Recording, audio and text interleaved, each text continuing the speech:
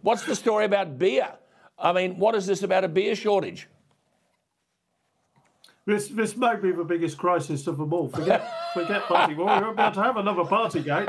I mean, this is this is a summer being ruined by over a pay dispute in Lancashire, which is the northwest of England. For those of you who don't know the geography of England, but it's. I mean, actually, the serious side of this is another sign of growing militancy amongst the unions. We just actually yesterday had a vote from the transport union, the RMT, to basically bring the whole rail network to a halt. And we're going to see more and more of this.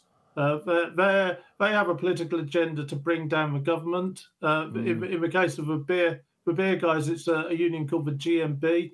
And they want to change the government. They see strikes as a way of doing that, and of course they're using the cost of living crisis, the problems with wages as a useful tool to push that agenda. Well, just for our benefit of our viewers at home here, this is the Budweiser Brewing Group, as David said, in Lancashire, but they brew Budweiser, Stella Artois, Beck's, Boddingtons, and they export pale ale. Now, viewers here will be wondering and saying, well, hang on, Stella Artois, Budweiser, we don't mind that stuff here.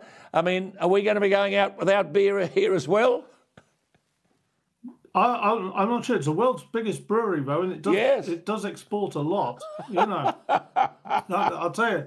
You know, we have a major crisis on our hands. Barbecues are not going to be the same this summer.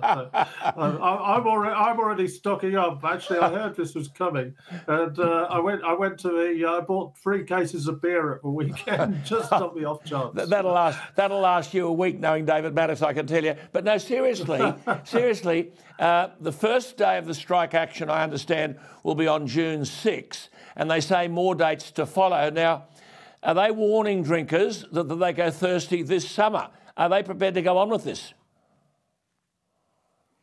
I suspect they are. I think I have to say, I have to admit that back in my distant past, I was a union rep for journalists, and once you make the decision to strike, it's very hard to go back on it because you're already losing your wages and things like that. So I think they may well push ahead with it. Have you got the same problem there, though, that we have here? I see that the worker is complaining that the bosses have slashed their wages during this cost of living thing, and the union wanted a 3% pay increase for 2022 this year and next year, with increases in overtime rates. They're saying, are they not, and that's what's happening here, that given the cost of living crisis and high inflation, what the worker is being offered amounts to a pay cut in real terms. Yeah, and that's true, actually. And in that sense, I have some sympathy with them.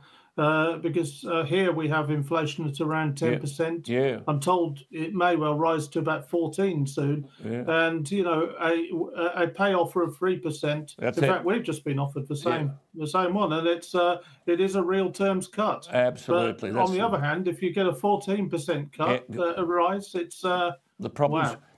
things get out of hand. The problems worsen. Good on you, David. Good to talk to you. Yeah. We'll be talking about Boris next week again, I expect. And that Sue Gray report is out in the next couple of hours, I have to say. There he is, David Maddox, and you can read him. It's easy to read. He writes so splendidly, express.co.uk. He is the political editor of the Express Online. David, thank you for your time. See you next week. Thanks, Alan. There he is, Cheers. David Maddox.